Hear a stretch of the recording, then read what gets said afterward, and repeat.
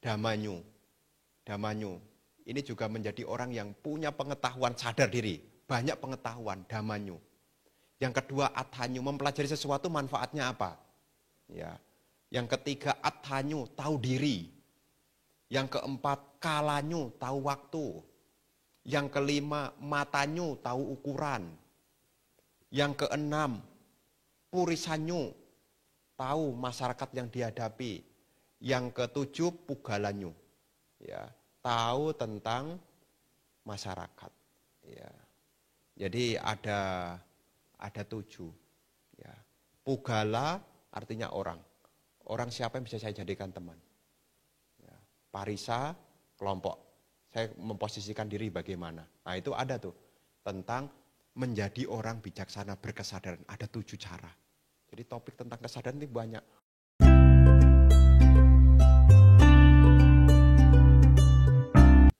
Para bapak dan ibu, saudara-saudari sekalian, kita seringkali mendengar tentang ungkapan tahun baru.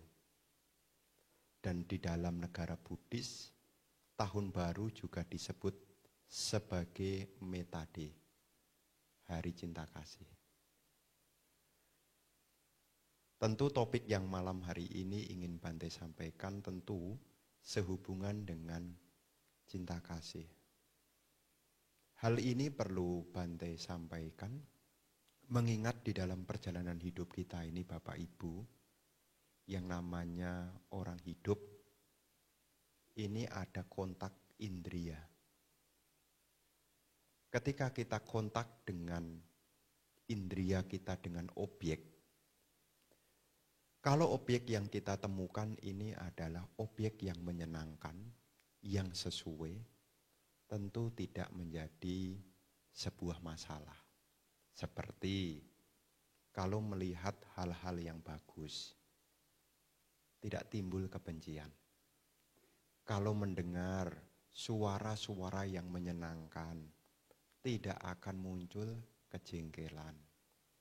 Kalau mencium aroma-aroma yang wangi, tentu tidak menimbulkan gangguan. Masalahnya kita hidup ini bersama dengan pintu indria. Dan pintu indria kita ini ketemu dengan objek, ini tidak selalu berjumpa dengan yang menyenangkan. Betul kan ya? Mata kalau bisa kan berdoa. Mata kalau bisa tolong lihatlah yang bagus-bagus. Telinga tolong. Tetapi ternyata ibu bapak, kita punya pintu indria ini juga di luar kendali kita. Maka yang datang bertemu dengan pintu indria kita juga ada hal-hal yang kurang berkenan. Mata ketemu bentuk berupa-rupa, ada kesadaran penglihatan, terjadilah kontak penglihatan. Setelah ada kontak penglihatan, kalau yang dilihat ini adalah yang tidak menyenangkan, akan muncul yakni wedana, rasa tidak menyenangkan. Nah, rasa yang tidak menyenangkan ini, kalau kita tidak mengerti, ini muncul sebuah pengotor batin. Jadi kalau kita tidak belajar Dhamma dengan sungguh-sungguh, kita berpikir bahwasanya kebencian ini muncul ya tiba-tiba. Tapi sebetulnya kalau kita ure ya ibu bapak sekalian, kalau kita ure, nah kita kan pernah nih, mungkin sampai sekarang, ada enggak yang tidak disukai? Ada Bante. Apanya Bante? Kalau saya tanya, apanya yang tidak disukai? Suaranya Bante. Kenapa dengan suara itu? Bikin hati panas. Kok bisa masuk? Enggak tahu Bante. Tapi hati kita mungkin menjadi terusik dari suara itu sebetulnya kalau direntet ya. Ada indria telinga. Ada suara. Ada telinga. Ada suara. Tapi kalau kesadaran telinganya ini melemah, jadi kontak enggak? Makanya kadang-kadang ada orang ngomong begini, Bante jadi orang budek itu enak kata dia. Tidak gampang sakit hati. Kok bisa? Lah dia ngomong apa, orang lain ngomong apa, di, dihina kayak apapun, enggak masuk ke hati Bante. Ya, menurut versimu sih beruntung, tapi versinya yang bersangkutan sungguh rugi. Kalau diajak ngomong dia toleh. Ada suara enggak bisa. Yang menyenangkan yo masuk, yang tidak menyenangkan juga diizinkan masuk juga. Sampai-sampai kemudian mengklaim, ia menghinaku, ia memukulku, ia mengalahkanku, ia merampas milikku. Kan kita sudah sering kali mendengar Dhamma kelas berkali-kali. Mana yang sebut milikku? Kok bisa ya Bante ya? Kok saya punya anggapan milik dari mana? Sesuatu yang menyenangkan itulah yang akan melahirkan ini milikku. Pokoknya yang menyenangkan. Hal-hal yang menyenangkan itu akan kita klaim sebagai ini milikku. Terus bagaimana Bante? Nah, karena ini masih suasana tahun baru, siapa tahu nih di tahun 2024 masih ada hal-hal yang kurang berkenan. Harapannya adalah di tahun 2025 hal-hal yang kurang berkenan ini sebisa mungkin untuk dilepaskan. Ya, saya pikir 2024 yang masuk ke telinga kita pujian atau celaan? Yo ada pujiannya, yo ada celaannya. Kalau dipuji ya terima kasih, kalau dicela, kalau dipuji terima kasih, kalau dicela ya belajar untuk melepaskan. Belajar untuk melepaskan. Bagaimana supaya kita memasuki tahun 2025 ini, supaya 2025 ini kita lebih baik, ya salah satunya adalah melepaskan yang sifatnya kebencian-kebencian. Ternyata ibu bapak saya membaca buku, ternyata kebencian itu ada 3 level loh. Jadi bobot orang benci sama orang atau kita benci pada hal-hal itu bobotnya itu ada 3. Dan cara menghilangkannya ternyata tidak semudah yang diceritakannya. Kok bisa Bante? Tergantung bobotnya. Ada yang kebencian itu enggak usah sampai 1 jam, udah bebas. Itu bobotnya seperti, di tulisan itu disebut, seperti orang yang menggores di permukaan air. Gores di permukaan air. Seret.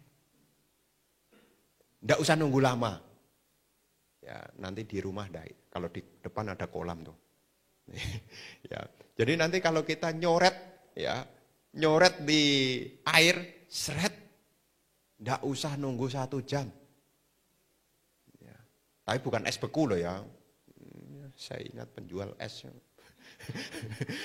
Ini es bukan es ya, ini air. Jadi kalau kita melukis di air kita gores, nggak usah nunggu 1 menit dia akan kembali. Ada jenis orang yang di dalam momen tertentu kita gampang melepaskan. Sudahlah, ngapain kalau itu kok dibenci? Karena itu bobotnya masih ringan. Ya, contoh apa? Mungkin kita ngantri, kemudian diambil orang. Antriannya dipotong orang. Benci enggak? Benci. Tapi itu umurnya cuma, sudahlah. Mungkin dia buru-buru. Perutnya lagi mules dia kali. Makanya enggak lihat kita nih. Kita bisa toleransi. Kebencian kita levelnya cuma, ya seperti gores itu. Apa namanya? Menggores di permukaan air. Pernah mengalami begitu? Mendengar suara, melihat bentuk yang tidak menyenangkan, yang semestinya itu ada benih kebenciannya, kemudian Anda bilang, sudahlah. Minggu yang lalu saya ceramah di Wihara Sunter, saya cerita. Ada umat, ya ini contoh, ya ada umat ikut puja bakti begini. Terus dia parkir. Terus di belakang dia ada mobil juga parkir. Dia mau keluar, enggak bisa. Kira-kira seneng atau tidak seneng? Sudah ditunggu, yang punya enggak muncul-muncul. Kira-kira seneng atau tidak seneng? Benci atau tidak? Ini mobil siapa ya? Ya. Awalnya muncul tidak senang. Tahu-tahu yang parkir mobilnya Bante. Tahu-tahu ya semula dia tidak senang, tahu-tahu yang parkir itu mobil yang nganter Bante. Kira-kira bagaimana reaksinya saat itu? Oh, mobil Bante ya, siang Bante, selesai dia. selesai dia. Bayangkan kalau seandainya yang parkir itu bukan mobil yang nganter Bante. Kira-kira diapain? Mbok yo kalau parkir itu Pak, mbok yo pengertian jangan di handrem. Malah diceramain kan. Ini ternyata yang parkir mobil yang nganter Bante. Ada Bantenya juga. Siang Bante, namo Buddhaya.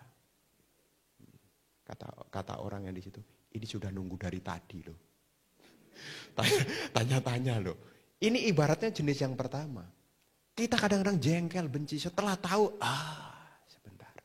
Ini seperti orang menggores di permukaan air. Ya kadang-kadang jengkelnya orang tua sama anak itu ya seperti itulah. Bante ini anak saya bandel sekali, tapi kalau enggak pulang-pulang ditunggu, ngangenin, ya ngangenin. Itu sebetulnya ya level kebenciannya itu ya jenis yang pertama, bobotnya itu seperti halnya menggores di permukaan air, sebentar aja hilang. Dan tidak jadi sebuah persoalan. Ada luka batin dalam diri kita, mungkin tidak berkenan, tapi ya sudahlah. Nah, ini yang seperti yang jenis pertama ini seperti tergores di permukaan air. Ada jenis yang kedua, ya ini seperti menggores di pasir, nunggu beberapa hari. Setelah ketiup angin, baru tertutup lagi. Ya, kadang-kadang kita juga benci sama orang itu setelah direnang-renungkan, seminggu masih belum ikhlas. Kok bisa ya? 2 minggu juga belum ikhlas. Baru 1 bulan, saya mesti melepaskan. Kalau tidak saya menderita sendiri. Nah ini jenis yang kedua. Yakni apa? Luka batin itu bisa hilang nunggu beberapa waktu. Setelah dia menyadari beberapa waktu. Bobotnya seperti apa? Ya diibaratkan seperti menggores di permukaan pasir. Permukaan pasir nunggu beberapa hari. Ya kalau 1 jam sih belum. Ya 2 jam juga belum. Ya nunggu beberapa hari ketiup angin, ketiup air, baru balik lagi. Nah, kadang-kadang kita juga ada kondisi-kondisi yang dalam diri kita itu jenis kebenciannya itu seperti halnya menggores di permukaan pasir. Baru beberapa hari baru menjadi lenyap. Saya akan maafkan dia Bante kalau dia sudah datang dan minta maaf. Dan setelah orangnya datang dan minta maaf, selesai. Itu seperti halnya menggores di atas pasir, nunggu beberapa hari. Dan yang lebih berat itu, yang ketiga, ini agak berat nih. Ini sudah seperti halnya menggores di permukaan batu. Ini ibaratnya bencinya sampai mati. Ya. Jadi ada orang dalam hidup ini nih, dia sangat sulit sekali. Dan dia sangat sulit sekali sembuh dari kebencian. Kenapa? Karena luka yang dihasilkan itu seperti halnya terlukis di atas batu lama. Ya. Kalau pergi ke situs-situs itu, situs-situs peninggalan itu, prasasti-prasasti itu umurnya berapa ratus tahun tuh. Sekarang bisa baca. Oh ini peninggalan zaman apa? Oh ada bunyinya itu. Itu dari berapa tuh? Dari berapa itu? Berapa puluh tahun yang lalu, berapa ratus tahun yang lalu tidak hilang. Karena dilukis sedalam seperti menggores di atas batu. Nah ada orang yang benci sama orang, terbawa sampai mati, bahkan terbawa sampai lahir kembali. Memang ada Bante? Ada. Contohnya siapa Bante? Bukan hadirin di sini, bukan. Ya, contohnya siapa? Ya, contohnya adalah Bante Dewadatta. Ya, itu sudah berapa kehidupan. Bante Dewadatta dimulai beliau ketika menjadi seorang pedagang. Ya. Bertemu dengan Bodhisatta yang sama-sama menjadi pedagang. Membeli yakni sebuah panci yang terbuat dari bahan emas. Kemudian ternyata panci itu dibeli oleh Bodhisatta. Ya. Kemudian pedagang yang kelak menjadi Bante Dewadatta tidak menerima, timbul kebencian. Dan sejak itulah rasa benci terbawa sampai di zaman Buddha Gotama. Ya. Nanti ibu bapak kalau tidak latihan belajar melepas, nanti ketemu lagi. Nanti akan cerita dan curhat sama Bante.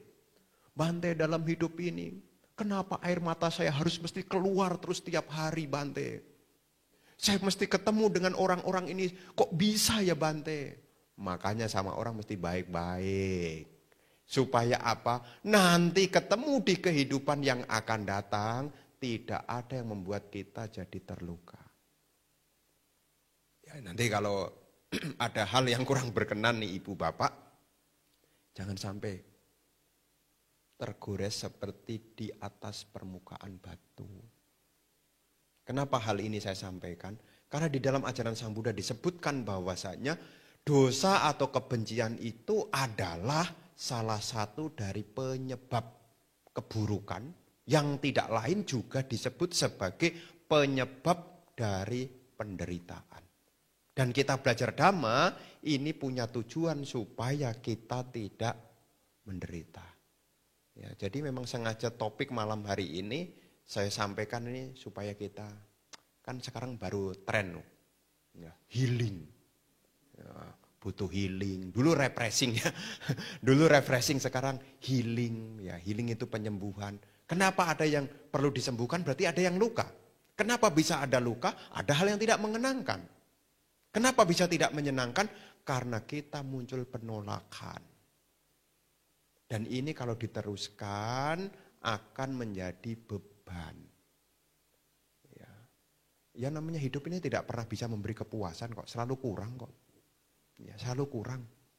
Tapi jangan sampai dari kekurangan yang tidak menyenangkan itu melahirkan sebuah kebencian. Ya namanya hidup ini banyak kurangnya kok. Punya apa-apa kurang. Betul enggak? Betul enggak? Ya punya suami juga ada kurangnya. Punya istri juga ada kurangnya. Loh punya Bante aja juga ada kurangnya kok. Aduh Bante ini kalau diundang ke Solo sulitnya bukan main. Itu juga ada kurangnya. Oh, saya juga bisa nambahin. Umatnya juga ada kurangnya. Jadi suami juga ada kurangnya, istri juga ada kurangnya. Nanti ada Bantenya saya juga ada kurangnya. Umatnya juga ada kurangnya. Kurangnya apa? Undang terus, undang terus. Saya kalau terus-terusan kayaknya enggak kuat ya. Bante tolong kasihanilah saya Bante. Terus saya balik lagi, apa Bapak enggak kasihan sama saya? Ini kalau di Tangerang ya, di Tangerang itu kan wiharanya kan berjejer-jejer. Berjejer-jejer. Ya, setiap kehidupan ini ada kekurangannya. Dan saya sampaikan ini ya demi kebaikan kita semua juga. Karena kalau kita hanya melihat sisi kurangnya, ini akan melahirkan yaitu ketidaksukaan. Apakah nanti bobotnya ringan, apakah nanti bobotnya berat, yang namanya tidak menyenangkan ini adalah bagian dari penderitaan.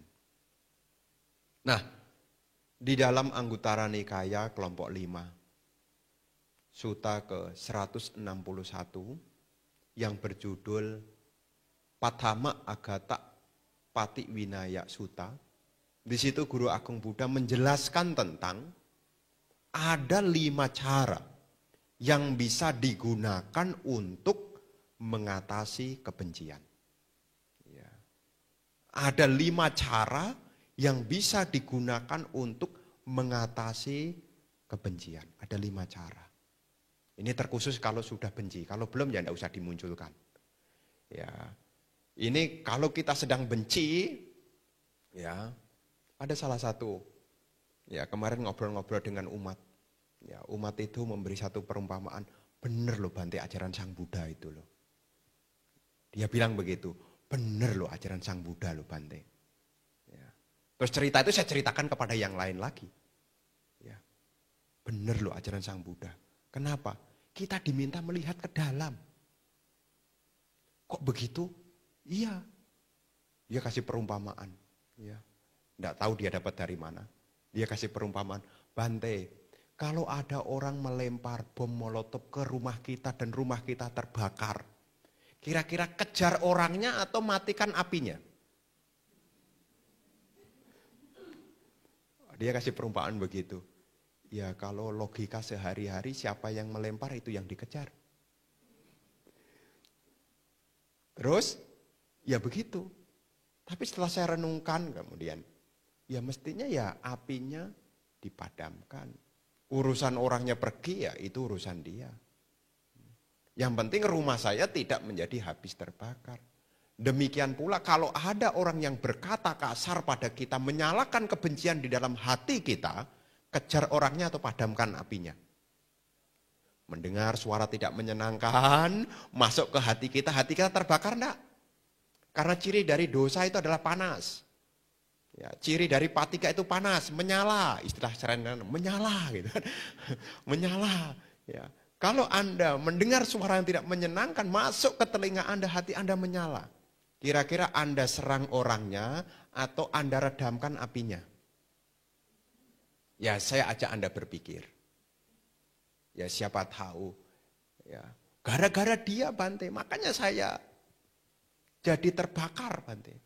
Ya kalau sudah tahu gara-gara dia saya terbakar, ya seterbakar inilah yang semestinya dipadamkan. Kejar orangnya atau api kan dipadamkan? Kejar orangnya atau apinya dipadamkan? Nanti diingat ya. Kalau punya karyawan, punya tetangga, punya suami, punya istri membuat hati Anda menyala, mestinya sebelum Anda kejar, Anda mesti padamkan dulu. Ya, padamkan dulu. Nah, Sang Buddha memberi petunjuk, ya, dan Sang Buddha menyampaikan bahwa kita harus melihat ke dalam, ya. Karena kalau kita mengejar yang di luar, ini akan menyala terus, dan kita tidak akan pernah tersembuhkan. Itu kan seperti perumpamaan. Ajaran Sang Buddha seperti perumpamaan tentang kalau ada orang yang terkena anak panah, disembuhkan dulu atau dikejar. Saya tidak akan nyabut anak panah ini sebelum saya tahu siapa yang memanah. Ya, bagaimana? Sebagai orang yang bijak tentu, kalau ada hal yang kurang berkenan itulah yang harus diperbaiki. Kita bukan mengejar keluar, tetapi dalam hal proses penyembuhan diri, kita mesti melihat ke dalam. Ya namanya orang kehidupan ini kan lika-liku ya. Ada yang menyenangkan, ada yang tidak menyenangkan, ada dipuji, ada dicela, ada yang diuntungkan, ada yang dirugikan. Ya namanya hidup ini kan lika-liku. Apalagi hidup seperti Anda ini kan seperti di samudera. Samudera itu kan banyak ikannya. Kalau bukan gigit nanti bakal digigit di samudera. Bersaing, ya bersaing dengan yang lain. Sudah dikasih harga rendah, ada yang lebih rendah lagi. Dan Anda kena turunkan rendah lagi. Ya begitulah kehidupan. Tapi jangan sampai itu memunculkan kebencian. Nah, Sang Buddha menunjukkan ada 5 cara. Di dalam Patama Agata Pati Winaya Sutta disebutkan. Yang pertama, cara untuk menghilangkan kebencian adalah mengembangkan pikiran cinta kasih. Dan ini tolong ya, nanti kapan-kapan dah saya kasih jadwal dah. Tadi udah dipesen. Tapi tolong daftar loh ya, bukan hanya pesen aja. Pesen apa Bante? Ya kan Bante kalau ke Solo nanti mbok ya ODM. Ya jangan hanya pesen aja, tapi ikut daftar aja. Ya. Dan salah satu dari topik yang memang belakangan ini setiap kali ODM saya angkat adalah pentingnya mengembangkan cinta kasih, terkhusus bagi berumah tangga. Karena hiruk pikuk ini menimbulkan luka. Luka ini bisa disembuhkan kalau kita menyayangi diri kita. Dan yang pertama, Sang Buddha menyebut di situ adalah mengembangkan cinta kasih. Makanya kalau ada waktu, ada kesempatan, ya di rumah lah. Apakah sore, apakah pagi sebelum aktivitas, tolong sebelum mengawali kegiatan atau sebelum menutup hari, tolong jangan lupa minimal Anda mengembangkan pikiran cinta kasih. Dan ini sebuah keterampilan. Namanya keterampilan apapun itu sifatnya membantu. Ya, Anda belajar matematika itu sebuah keterampilan juga. Kalau Anda punya matematika ilmu, ya Anda tidak akan kesulitan ditipu orang. Kalau Anda punya keterampilan ya memasak, Anda juga tidak akan kesulitan untuk memenuhi kebutuhan harian. Sama juga kalau Anda punya keterampilan mengendalikan pikiran, ini juga akan membantu Anda supaya Anda tidak terjebak dalam kebencian. Kira-kira melatih pikiran itu penting enggak sih? Penting enggak sih? Kalau ditanya penting enggak? Penting. Sepenting apakah melatih pikiran jika dibandingkan dengan melatih memasak? Penting mana? Melatih pikiran sama melatih masak mana lebih penting? Pikiran. Latihan matematika dengan latihan pikiran mana lebih penting? Pikiran. Latihan les nih, les matematika itu bayar loh. Sekali pertemuan berapa? Yang jadi guru les, oh Bante tergantung Bante berapa kali pertemuan dan berapa bulan. Ya. Kalau itu penting mestinya diusahakan atau diabaikan? Kalau penting. Kalau penting diusahakan atau diabaikan? Diusahakan. Seperti keterampilan-keterampilan yang lain, kalau Anda belum mahir, Anda berusaha sebisa mungkin, meskipun itu bayar sekalipun Anda akan lakukan kok. Tidak bisa bahasa Mandarin, Anda panggil lause. Bayar, semahal apapun Anda bayar, supaya Anda bisa bahasa Mandarin. Giliran ada latihan meditasi, semahal apapun, boro-boro mahal, murah aja tidak datang. Katanya penting. Gimana nih? Ya namanya kewajiban biku kan menunjukkan yang baik, bukan nyindir ya, bukan ya. Ini kan menunjukkan hal yang baik. Kalau melatih pikiran itu penting, mestinya berlatih. Sama seperti keterampilan-keterampilan yang lain. Ya kalau mau menjadi konsultan pajak itu kan penting untuk penghidupan. Dia ikut latihan loh. Sekali pelatihan itu mahal juga loh. Kok sampai dia rela mengeluarkan duitnya Bante? Karena itu berharga. Ini aja ikut meditasi, mengorbankan waktunya aja, maaf loh Bante. Maaf Bante, pekerjaan banyak.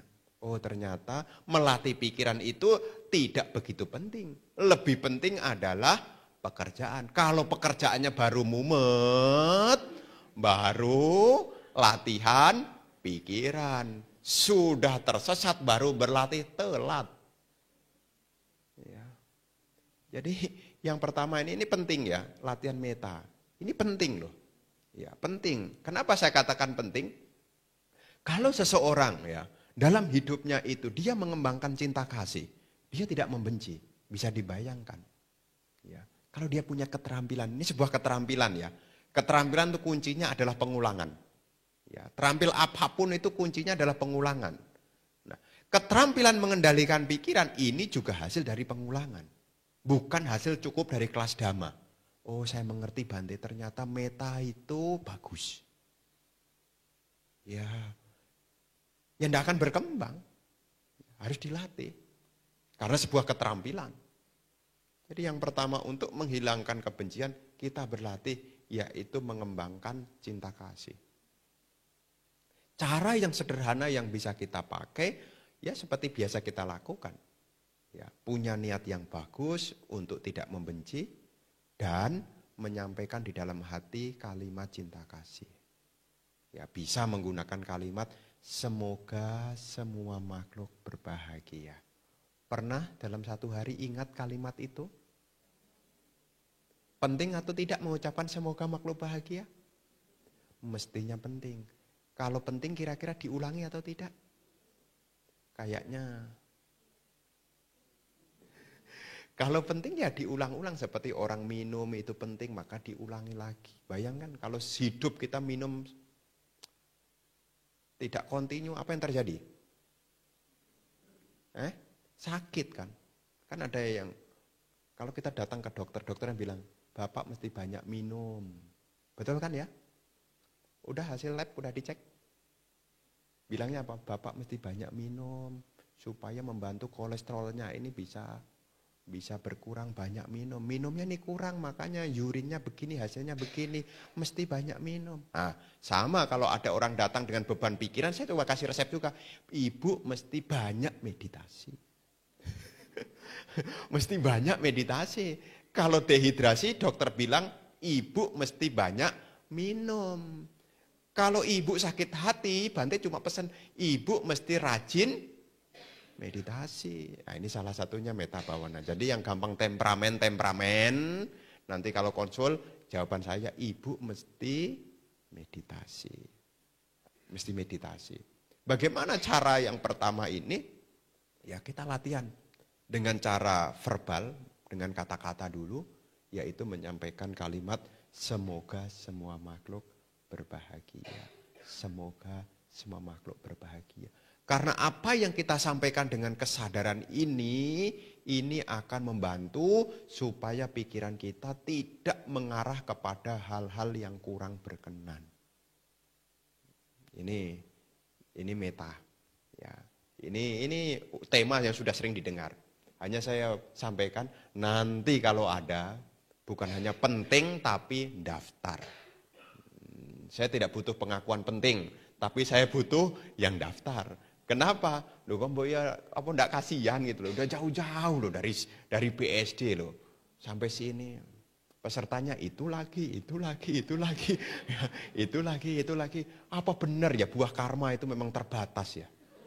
Jadi yang berbuah cuma itu, yang lain cuma jadi lihat aja.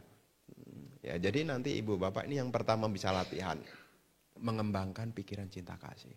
Jadi kalau ada hal-hal yang kurang berkenan, ya cinta kasihnya jangan berhenti. Pokoknya kalau pikiran kita gelisah, ada hal yang tidak nyaman, nomor satu mesti dikembangkan pikiran cinta kasih. Semoga semua makhluk berbahagia.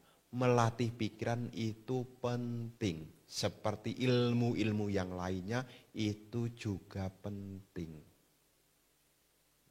Ini nomor satu, meta. Nomor dua adalah karuna. Karuna, kita harus punya belas kasihan. Ya. Kalau kita membenci, sesungguhnya kita yang pertama itu nyakiti diri kita sendiri. Harus kasihan pada dirinya sendiri. Ya. Sebelum Anda benci kepada orang lain, sebelum Anda sumpah kepada orang lain, ya itu sebetulnya yang menderita pertama adalah diri sendiri. Karena dikatakan seperti halnya orang yang sedang marah itu seperti dia memegang bara api. Sebelum bara api itu dilemparkan, tangan dia sudah terbakar. Ya, jadi nanti ibu bapak yang kedua ini harus kasihan pada dirinya. Ya. Jadi kasihan pada diri sendiri. Ya mungkin Anda punya meta. Ya, selain Anda punya meta, Anda juga punya karuna. Yaitu harus ya sayang pada dirinya sendiri. Jangan kemudian kita malah sengaja membuat diri kita menjadi terluka. Jadi kalau ada hal yang kurang berkenan, ya sebisa mungkin ya. Kasihan. Ya, kasihan. Apa kasihan yang terparahnya, Bante? Kalau orang menyimpan kebencian, ya, terparahnya nih. Kalau dipertahankan seperti yang melukis di atas batu tadi, dibawa sampai akhir hayat nanti, ya, dengan pikiran membenci, maka seseorang itu akan jatuh di alam menderita. Pengen lahir di alam menderita? Pengen? Biasanya kalau sudah gelap benci itu ngomong begini, enggak apa-apa Bante, biar saya jalani. Kalau sedang benci-benci begitu, enggak apa-apa Bante, biar saya jalani. Kalau sudah sampai di sana, baru ampun. Ya ampun, enggak ada liburnya ya. Ya Anda jadi manusia ini ada hari libur, kerja terus capek, ada liburnya. Kalau di alam neraka capek, tidak ada liburnya. Tidak ada liburnya. Ini bahaya dari kebencian. Jadi tolong nih yang hadir khususnya nih, ya mulai cuci gudang. Ya, jadi yang tidak kepake-kepake segera untuk dilepaskan. Kalau ada benci-benci, ngapain sih benci sama itu? Udahlah. Nah, pengertian ini harus kita munculkan. Demi siapa? Ya demi diri sendiri. Karena ketika kita benci sama seseorang sesungguhnya, ya kita melukai diri sendiri. Ini biasanya bahasa sehari-hari ini kadang-kadang bukannya tidak kasihan pada diri sendiri, malah dia bagi-bagi ke yang lain. Anda tidak suka sama orang. Kemudian jengkel Anda itu, kemudian Anda share. Supaya apa? Orang lain juga ikut membenci kepada yang bersangkutan. Ada jenis begitu? Ada, tapi orangnya tidak hadir. Tidak hadir. Ya, kamu tahu enggak ini begini, ini begini, ini begini. Nah, mulai itu. Ya, dalam bahasa Jawa itu gedok tular tuh. Nempel sana, nanti senggol sana, bunyi di sana. Akhirnya bukannya meredam kebencian, malah tambah membenci. Ya, kamu enggak kasihan. Ya. Makanya kalau ada hal yang kurang berkenan, punya meta. Ini yang pertama, yang kedua punya karuna. Harus kasihan pada diri sendiri. Ya. Dan kalau ada orang yang menasihatkan kepada Anda, ya, Cik, kok lepas kok, terima kasih atas nasihatnya. Karena tidak semua orang itu punya keberuntungan, ada orang yang berani mengingatkan. Jadi kalau ada orang yang memberi petunjuk kepada kita, ya, Anda mesti sampaikan terima kasih. Kan ada ungkapannya tuh, malu bertanya, sesat di jalan. Apalagi sudah tersesat, tidak ada yang ngasih tahu. Bayangin tuh, malu bertanya sesat di jalan. Sudah tersesat, tidak ada yang ngasih tahu tuh. Bayangin tuh. Anda bisa bayangkan. Sudah tersesat, tidak ada yang ngasih tahu. Kira-kira bagaimana? Seneng apa senep? Kira-kira seneng atau senep? Ya, udah keblasok sudah baru tahu, udah tua. Nah, padahal dari dulu udah dikasih tahu. Kemana aja, baru sadar. Loh, kan udah sering didengar-dengerin. Ya namanya kesadaran itu kan titiknya baru Bante. Ini mah pembenaran. Kan ada orang kan udah dikasih tahu, sudah mentak-tak. Oh iya, yang kasih tahu kan bilang, bukannya kemudian dikasih tahu. Iya nih bener loh. Tuh. Makanya yang kedua ini kita diingatkan untuk apa? Kalau kita membenci, kalau kita ada beban yang tidak berkenan, tolong kasihanlah diri Anda. Ya, latihan, ya punya karuna, ya kasihan. Ya, apalagi sampai terbawa, sampai lahir kembali, ya kasihan. Ya itu yang kedua. Yang ketiga, Sang Buddha mengajarkan UPK, latihan untuk tenang. Ya latihan untuk tenang. Bagaimana Bante latihan untuk tenang? Bante Rahula. Ya, saat itu sudah menjadi biku. Ya. Kemudian Sang Buddha memberi nasihat, jadilah seperti tanah. Ya. Jadi kasih perenungan, Bante Rahula dikasih perenungan oleh Sang Buddha, jadilah seperti tanah. Tanah itu meskipun diludahi, meskipun diinjek-injek, tanah itu tetap tenang. Kan enggak pernah kan, Anda perlu gitu.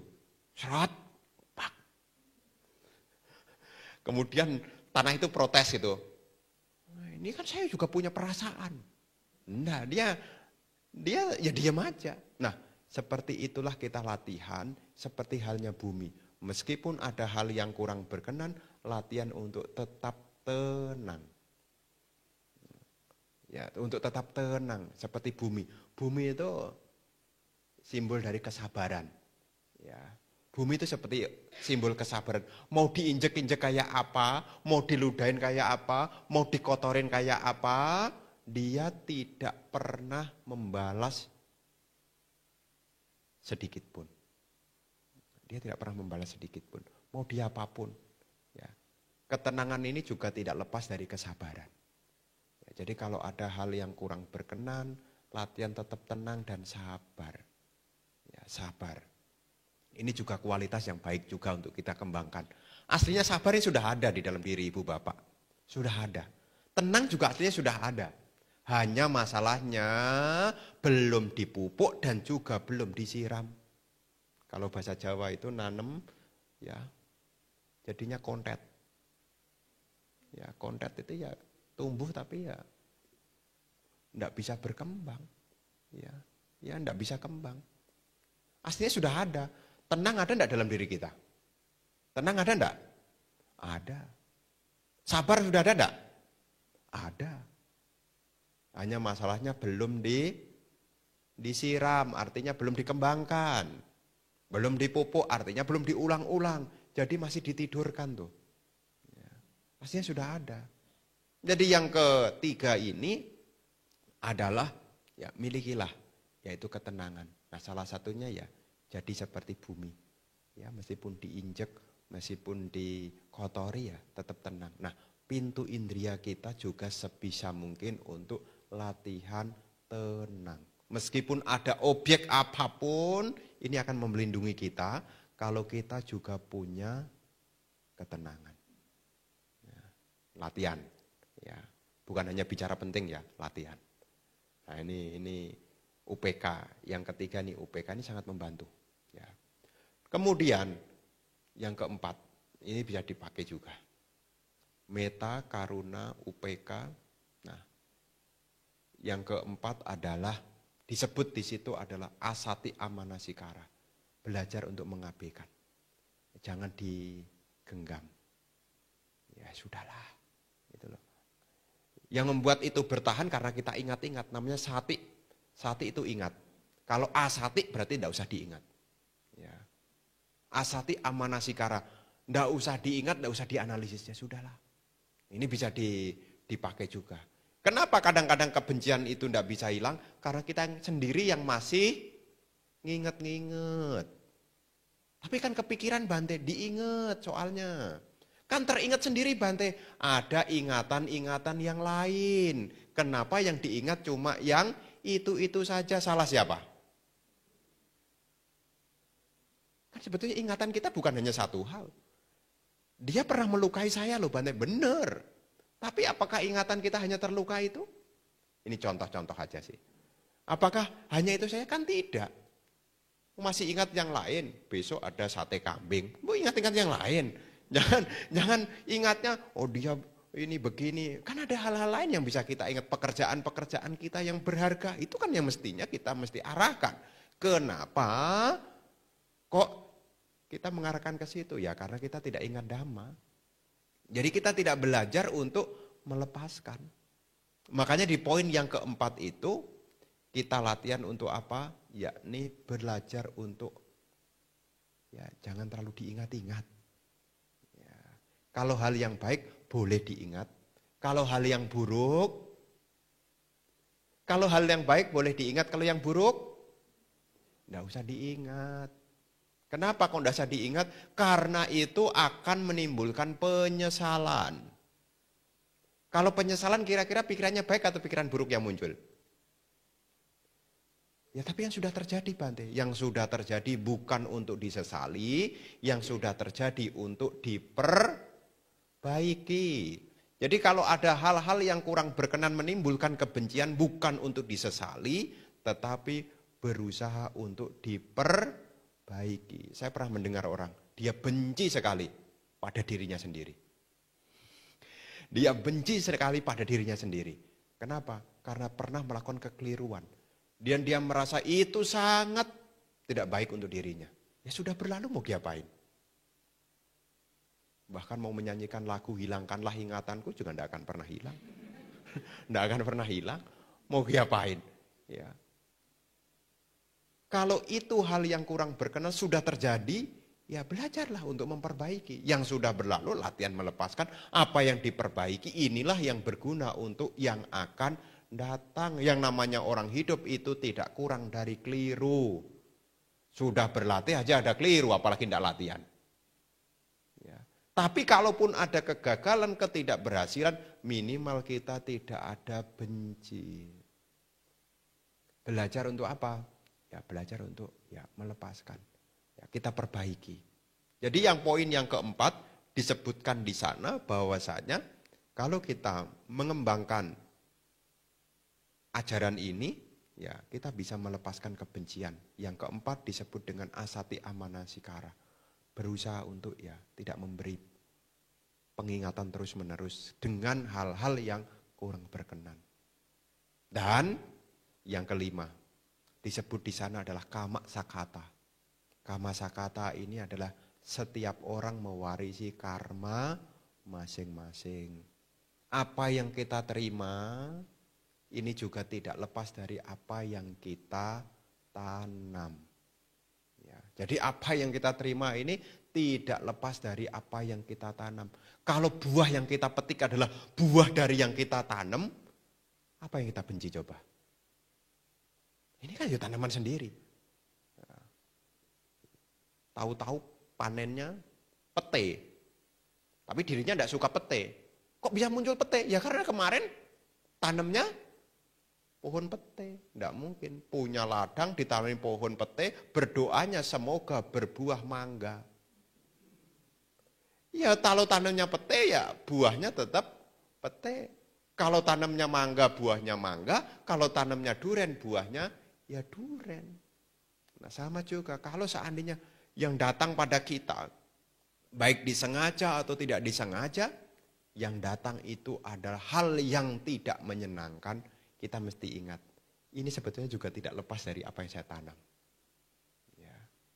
Jadi kalau kita bertemu dengan hal-hal yang tidak menyenangkan, mungkin banyak atau sedikit, yang kelima itu diingatkan, ini juga tidak lepas loh dari apa yang kita tanam. Kira-kira mau buahnya nih yang manis atau yang pahit? Ini pertanyaan untuk dijawab. Kira-kira kalau petik buahnya buah yang manis atau buah yang pahit? Buah yang menyenangkan atau buah yang tidak menyenangkan? Buah yang berharga atau tidak berharga? Pasti kita memilih yang berharga. Kalau seandainya Bante saya berdoa buah yang berharga tetapi yang muncul buahnya tidak berharga, bagaimana Bante? Ya sudah, mau diapain? Mau dibenci juga tidak akan berubah. Maka renungan tentang karma itu belajar untuk kita satu menerima dan yang kedua adalah untuk menanam kembali. Karena kebaikan itu berguna. Jangan sampai ketika karma buruk berbuah kemudian berbuat baik stop. Pernah dengar ada orang berbuat baik terus stop? Saya sudah rajin berbuat baik kok malah saya menderita. Kalau gitu saya tidak mau berbuat baik dah. Ada yang begitu. Ada yang begitu. Jadi sebisa mungkin kita punya pengertian. Kalau dalam kehidupan kita ini ada hal yang kurang berkenan datang. Mungkin celaan, mungkin perilaku yang kurang menyenangkan. Ya, itu juga tidak lepas dari apa yang kita tanam. Ya, Sang Buddha, ini keluhuran yang dimiliki oleh Sang Buddha itu beliau tahu loh. Setiap apa yang diterima, beliau tahu loh. Ini tanaman dari apa? Ini tanaman dari apa? Beliau tahu loh. Ketika mengalami fitnahan terhadap cinta, beliau tahu loh. Ini akibat apa di masa lalu. Termasuk ya ada kejadian yang kurang berkenan dalam keluarga dari Sang Buddha, yaitu suku Sakya. Ya, suku Sakya itu kan habis. Ya, suku Sakya itu habis diserang oleh Raja Widudaba. Nah, habis. Ya. Dan Sang Buddha pernah mencoba 3 kali menghentikannya. Supaya apa? Raja Widudaba itu tidak menyerang suku Sakya di Kapilawastu. Ya. Tetapi ternyata apa yang dialami oleh suku Sakya itu juga buah dari karma sebelumnya. Kalau karmanya sudah matang, ya tidak bisa dihindarkan. Kita ini tidak tahu nih. Soalnya kita belum jadi Buddha ya. Jadi kita tidak tahu. Belum menjadi sama Sang Buddha maksud saya. Yang tahu hanya sama Sang Buddha. Seorang arahat sekalipun juga tidak mengerti semuanya. Karena yang punya kemampuan tidak semuanya. Hanya sama Sang Buddha yang tahu. Jadi tahu, oh ini begini karena dulu begini. Nah, kalau kehidupan kita ini kita pakai ande-ande nih. Kalau seandainya kita punya kemampuan begitu, kira-kira kita kayaknya enggak banyak menderita dah. Ya, tiba-tiba jalannya dipotong orang, terus ingat, oh iya kemarin habis motong jalannya orang, sekarang berbuah. Nah, kemudian tahu-tahu diomelin orang, terus ingat, oh iya kemarin ngomelin orang kok berbuah ya. Wah, terus jalan, ya sudah jalan begini, kadang-kadang jalannya kan licin nih, tidak kelihatan karena ada genangan air, kepleset. Oh iya, kemarin itu gara-gara nyiram itu sekarang berbuah sendiri. Jadi kalau kita melihat kondisi yang kita peroleh ini dari karma-karma yang pernah kita lakukan, kira-kira ada kebencian enggak? Enggak. Tapi kalau kita tidak sejauh pengertian ini, kita akan mencari siapa nih yang melakukannya. Makanya Sang Buddha menunjukkan kepada kita yang kelima, kama sakhata. Setiap orang mewarisi karma masing-masing. Jadi kalau sekarang ini kita menerima hal-hal yang kurang berkenan, ini juga tidak lepas dari kekuatan karma. Ya. Nah kalau karma buruknya berbuah banyak bagaimana Bante? Apakah diterima Bante? Ya, kalau yang sekarang banyak yang buruk ya Anda harus sadar. Untuk apa? Ya menanam yang baik, minimal tanam yang baik. Ya, jadi kita mesti ingat ya. Jadi dalam hal ini ibu bapak sekalian, Sang Buddha selalu menundukkan kepada kita tentang jalan. Jalan apa? Lakukanlah kebaikan. Ya, dari perilaku yang baik, ya dengan sila, dengan melatih pikiran yang baik, dengan meditasi, dan juga mengajarkan kita tentang kebijaksanaan. 3 hal ini Sang Buddha ajarkan. Sila, samadhi, dan panya. Kalau sila kita jalankan, samadhi juga kita jalankan, panya juga kita kembangkan, maka kita akan menyikapi kehidupan ini juga bersama dengan pandangan yang benar. Jadi di dalam pertemuan malam hari ini, di tahun 2025 dan di tahun baru Imlek ini ya sebisa mungkin kita memperbaiki diri kita, minimal kita belajar mengenali kalaupun masih ada kebencian, sebisa mungkin kita tinggalkan. Milikilah metta, karuna, UPK, asati amanasikara, dan kama sakhata ini menjadi pegangan. Ya, mumpung kita masih ada kesempatan, kita juga masih ada kondisi-kondisi yang mendukung, ya kondisi itu kita gunakan dengan sebaik mungkin. Dan perlu garis bawahi, semua keterampilan itu penting. Keterampilan pikiran itu juga penting juga. Ya, maka Bante berpesan latihan meditasi. Ya, minimal di rumah metta bhavana. Semoga semua makhluk berbahagia. Kalau 5 menit tidak bisa kebangetan. Ya, kalau 5 menit tidak bisa, ya syukur-syukur bisa dikembangkan terus menerus. Inilah yang ingin Bante sampaikan di kesempatan malam hari ini kepada ibu, bapak, saudara-saudari sekalian berkenaan dengan bagaimana kita melenyapkan kebencian. Ya semoga apa yang Bante sampaikan bisa dimengerti sehingga bisa dipraktekkan di dalam kehidupan sehari-hari. Terima kasih.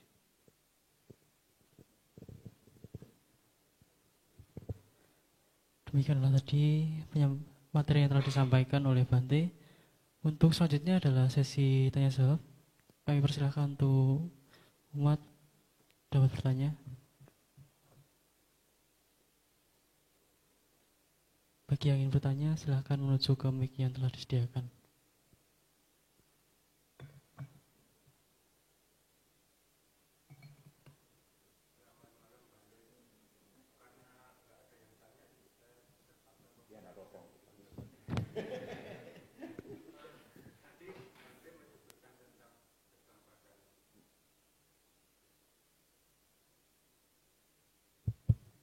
Tadi Bante mengajarkan tentang kesabaran. Saya ini termasuk orang yang kurang sabar Bante. Apa saran Bante untuk bagi saya untuk melatih kesabarannya? Itu aja Bante. Terima kasih.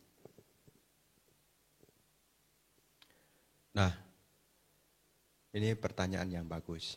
Ya. Sebetulnya seperti yang tadi Bante telah sampaikan, sebetulnya dalam diri kita sebetulnya bakat kesabaran itu sudah ada. Ya. Tinggal kita melatih. Terus bagaimana supaya kita punya satu kecenderungan untuk melatih kesabaran? Yang pertama, mesti diingat, manfaatnya sabar itu untuk apa? Kalau orang sabar manfaatnya apa? Dikatakan, buah pahala dari orang punya sabar. Satu, tidak banyak musuh. Ya musuh ya ada tapi tidak banyak. Ya, jadi orang yang sabar itu tidak banyak musuh. Ya. Makanya kalau Anda sabar itu ya tidak banyak musuh. Yang kedua, orang yang sabar itu tidak menyimpan dendam. Ini untungnya nih.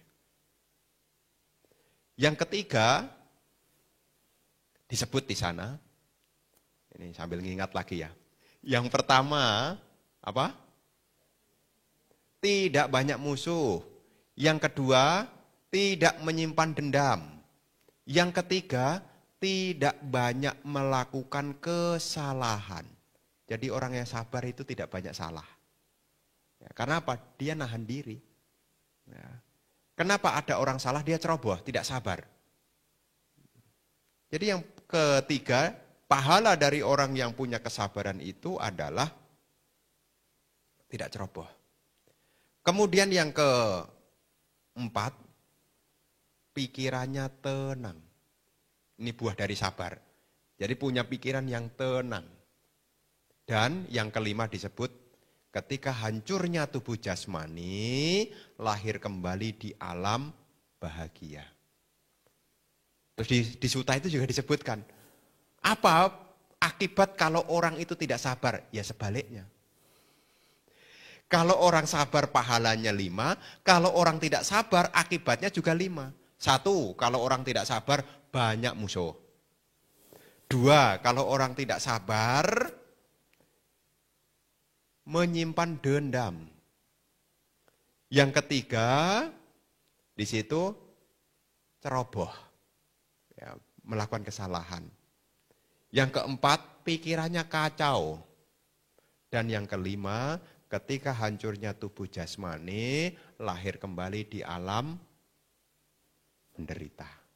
Nah, jadi kalau kita sabar, ya, supaya kita kekeh dan mau berarti sabar, ya salah satunya yang pertama adalah ingat pahalanya. Ya, biasanya kita mau berlatih kalau ada gajinya. Ya, ibaratnya bayarannya. Lah Bante, saya latihan sabar terus pahalanya apa? Nah, kan disebutkan nih, ya, tidak banyak musuh, tidak menyimpan dendam, tidak banyak melakukan kesalahan, pikirannya tenang, dan ketika hancurnya tubuh jasmani, lahir kembali di alam bahagia. Kira-kira kalau melihat manfaatnya begini, kira-kira bagus enggak punya kesabaran? Kira-kira dilatih atau masih mengatakan sabar ada batasnya? Kira-kira dilatih atau sabar ada batasnya? Ya, kalau tahu manfaatnya justru, oh ternyata sabar ini bisa dikembangkan, tidak ada batasannya. Makanya ini sebagai satu renungan kembali kepada ibu, bapak, saudara-saudari sekalian, ya, untuk mengembangkan. Ya, satu tentang tadi, ya, tentang pahalanya. 2, yang kedua diingat tentang hukum karma. Biasanya kalau orang tidak sabar apa yang keluar? Kalau orang tidak sabar kira-kira pikiran, ucapan, tindakannya baik atau buruk? Kalau orang tidak sabar, buruk. Kalau ingat hukum karma kira-kira melakukannya enggak? Ya tidak. Ya. Jadi yang kedua yang membantu kita secara pengertian, ya secara pengertian, selain tadi pahalanya, yang kedua adalah ingat hukum karma. Ya. Bante, kalau saya marah-marah tidak sabar, kalau saya lahir kembali di alam manusia, kira-kira saya jadi apa Bante? Nah itu di Culak Hamawi Bangga disebutkan. Kalau orang gampang marah-marah, nanti wajahnya itu tidak elok. Tidak elok itu artinya ya pokoknya dilihat pokoknya tidak bisa lama lah lihatnya. Nah. Ya, jadi pengen malingkan aja gitu, tidak mau lama-lama lihatnya. Nah, itu disebutkan di dalam Culak Kamawibangga Majjimanika disebutkan kalau orang gemar itu kecenderungan yang diulang-ulang. Dikit-dikit marah, dikit-dikit marah, dikit-dikit marah. Dan marahnya tidak pernah sedikit. Ya, panjang itu. Nah, ketika nanti dia lahir kembali jadi manusia, nah punya wajah itu kalau dilihat itu kita tidak bisa lihat lama-lama. Jadi enggak jadi gitu. Nah, itu disebutkan di situ. Nah, itu salah satu kalau orang punya kemarahan itu juga akibat kalau tidak punya kesabaran. Beda lagi kalau orang punya sabar. Itu ya saya lihat sendiri. Orang sabar itu indah sekali. Ya, pernah satu ketika saya ngisi manula di Biara Sunter. Orang tua itu nunggu jemputannya di depan pos satpam. Duduk diam tenang. Loh mak belum dijemput. Masih di jalan Bante, tenang. Lihatnya itu teduh. Belum lahir kembali nih. Belum lahir kembali kelihatannya sudah elok loh. Nunggu dengan tenang. Dengan tongkat yang kakinya nyabang 3 ini. Tenang. Saya lihat yang tenang. Saya bisa lihat. Kalau dia tidak sabar, dia tidak biasa seperti itu. Nah, bayangkan. Kalau tidak sabar gerusak-gerusuk. Mana nih? Udah jam berapa nih? Ya, saya lihatnya juga tidak berani lama-lama. Saya tidak berani lihat lama-lama. Nah, itu secara karmanya. Ya, itu disampaikan benar di dalam Culaka Mawibangga. Ya, kita bisa melihat ya secara yang kedua, secara kognitif kita bisa berpikir, kenapa saya harus sabar? Saya ingat hukum karma. Sama nih. Ada nyamuk gigit. Pukul atau tidak? Pukul atau tidak? Sabar atau tidak? Kalau ingat karma, ingat karma. Tapi kalau tidak ingat karma, dibantu proses kelahiran kembali. Ya, makanya hukum karma itu membantu supaya kita sabar juga. Itu salah satu manfaat disebutkan. Manfaat dari seseorang punya pengertian hukum karma, itu juga manfaatnya membuat orang jadi tambah sabar. Ya, jadi selain kita ingat tentang manfaat dari kesabaran, kita juga ingat tentang karma itu. Ya, itu diceritakan banyak sekali loh. Nanti ya, ini nanti mungkin tema yang lain ya. Nanti dibaca, saya kasih judul, yaitu Losaka Jataka. Losaka Jataka. Ya. Kisah seorang biku yang hidupnya susah banget. Mau mangan sulit sekali. Pindah patah enggak dapat. Pokoknya yang diikuti, pokoknya jadinya enggak dapat cuan lah. Ngemis saja, enggak dapat. Itu nanti dibaca judulnya ada Losaka Jataka. Pokoknya berbanding terbalik dengan Bante Siwali. Ya. Losaka Jataka. Itu kisah ada di zaman Sang Buddha. Bahkan Bante Sariputta yang pindah patah sudah dapat makanannya. Terus Bante Sariputta bilang, ini hasil pindah patah, tolong kasihkan ke Bante Losaka. Loh, barang yang mestinya dikirim untuk Bante Losaka itu dimakan orang di jalan loh. Enggak dapat lagi loh. Ternyata nanti baca histori dari karma, dulu dia pernah jadi seorang biku juga di zaman Buddha Kasapa. Ya. Ada seorang biku yang sudah arahat yang datang, dia tidak senang. Nah, dia tidak punya kesabaran. Ya. Ketika dana makan mestinya dipersembahkan untuk biku ini juga, tetapi sama dia waktu itu jadi biku, makanan itu dibakar sama dia. Ternyata biku yang semestinya menerima makanan itu adalah sudah arahat. Tuh, berbuat buruk sama arahat. 500 kehidupan, ya, dia lahir sebagai yaka, ya, kekurangan makanan. Ya. 500 kehidupan berikutnya dia di alam menderita, lahir kembali di zaman Sang Buddha, dia sulit sekali memperoleh makanan. Nah, ini, jadi kalau ada hal yang kurang berkenan, sabar, ingat buah karma. Ya, Bante saya udah kilap, Bante kalau namanya orang lagi tidak sabar itu bagaimana? Semua menyala. Semua menyala. Hatinya menyala, telinganya menyala, hidungnya menyala, pokoknya enggak bisa ngontrol. Nah, sudah menyala semua tuh. Akhirnya bagaimana? Ya, lupa diri. Ingat hukum karma. Ya, jadi sabar. Mungkin di kehidupan sehari-hari lah. Nanti kalau ada yang kurang berkenan, ini kayaknya karma kehidupan keberapa ini yang berbuah nih. ya, saya mesti latihan sabar. Ini berguna. Begitu Pak ya, dua hal ini.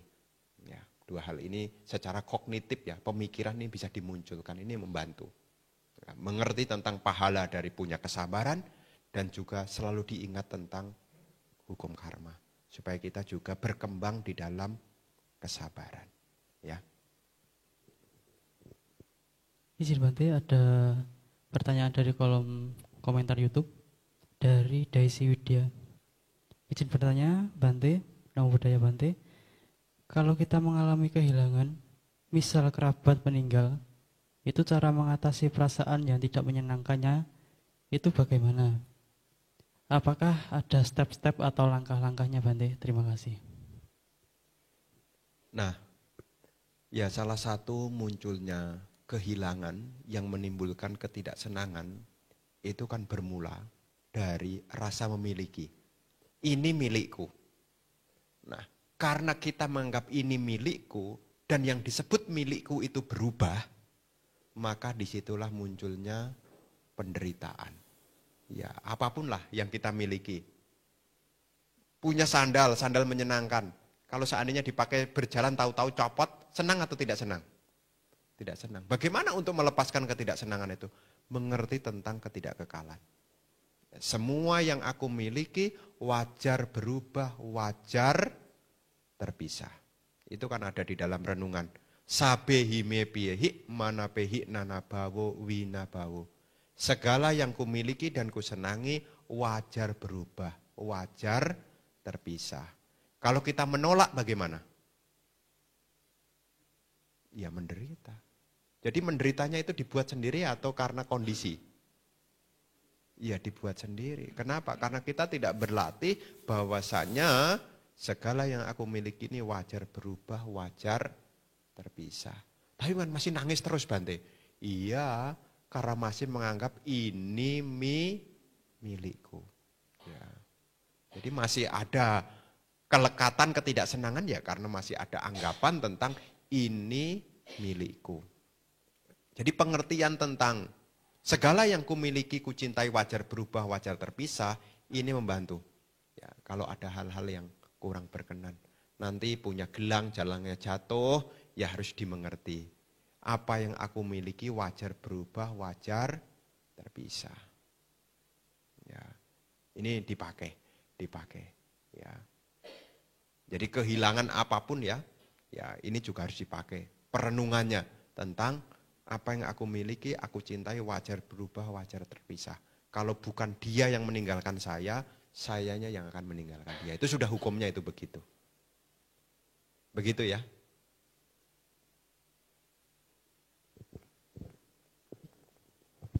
Baik, apakah ada umat yang ingin bertanya lagi? Kami persilakan.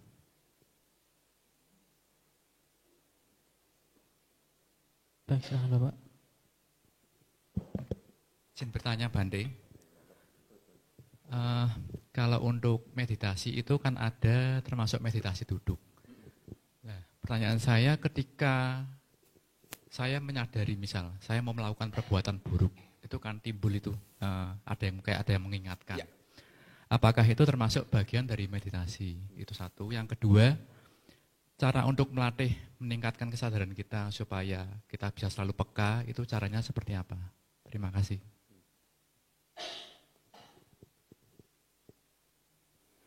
Nah, di dalam istilah meditasi itu ada istilah sati dan sampajana.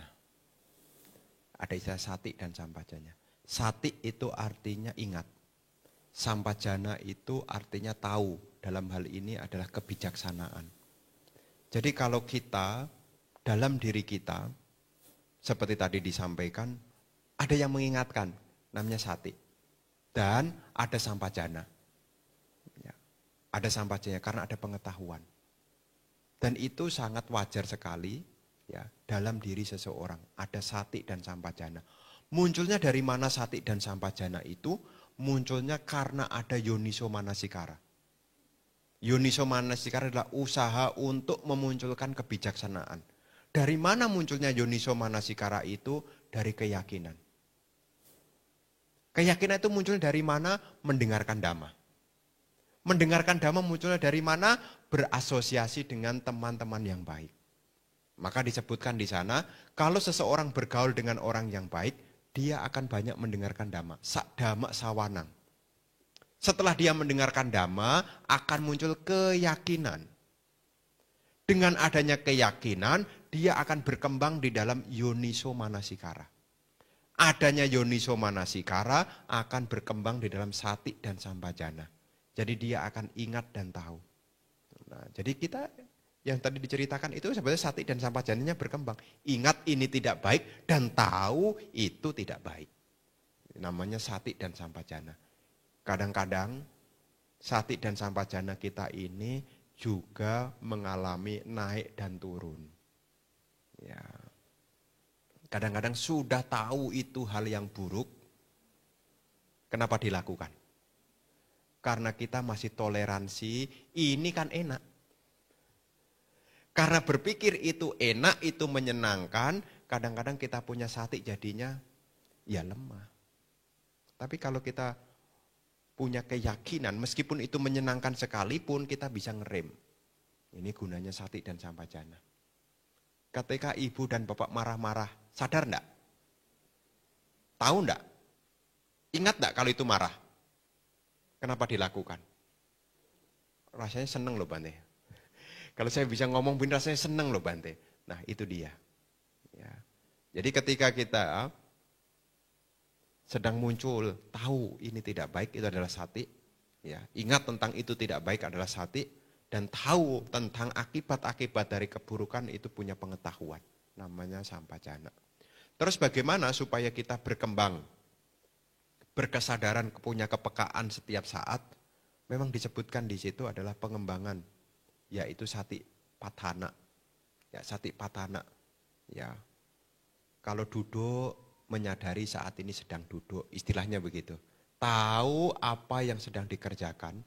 Dan tahu juga apa manfaat yang sedang dikerjakan. Tahu yang sedang dikerjakan dan tahu juga apa manfaat yang dikerjakan. Ini punya kepekaan. Kalau kita renungkan, kita tahu. Tapi kalau itu tidak bermanfaat dilakukan enggak? Kalau tidak bermanfaat, dilakukan enggak? Mestinya kan tidak. Saya katakan mestinya, karena biasanya kan masih. Nah, mestinya kan tidak. Gitu. Jadi kita tahu apa yang kita kerjakan dan kita juga tahu tentang manfaatnya apa saya melakukan ini. Ini kita punya kepekaan dalam kesadaran.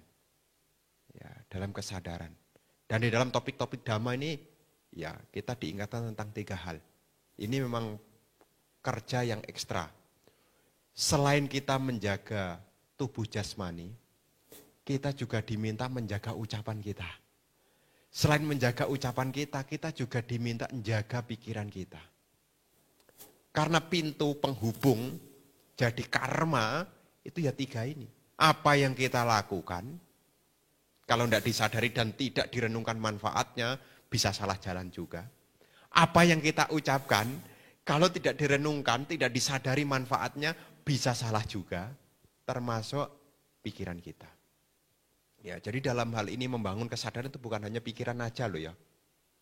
Termasuk saat berbicara. Berbicara. Jadi sama orang ngomong, Sang Buddha juga kasih caranya tuh. Bagaimana supaya kita bisa berbicara yang baik dengan kesadaran? Gimana coba? Di situ disebutkan, ini jadi orang yang punya wacak ucapan yang baik. Ada 5 hal di situ disebutkan. Ya, hal yang pertama adalah kalau berbicara itu tahu waktunya. Ini berkesadaran supaya tidak ada, aduh salah ngomong. Nah, kenapa bisa salah ngomong? Karena kita menyampaikan di waktu yang tidak tepat. Jadi dalam hal penyadaran, tidak hanya dalam hal pikiran, tapi dalam hal ucapan, yang pertama ketika kita berbicara, nomor 1 adalah tahu waktunya. Kalau itu tidak waktunya, jangan dibicarakan. Kalau sudah tahu waktunya, yang kedua, tahu kebenarannya. Benar enggak? Kalau masih katanya, jangan dulu. Nah, yang ketiga, sanha, Sanha itu artinya disampaikan dengan bahasa yang halus. Ya, halus itu artinya ya latihan ini, latihan. Harus dengan kesadaran, kalau tidak latihan tidak bisa. Tapi jangan sampai halus dengan kesadaran sampai saya nyaris tidak dengar ya. Ya. Dari mana? Jadi halus di situ artinya ya kita dengan sadar bagaimana kita berucap. Ya.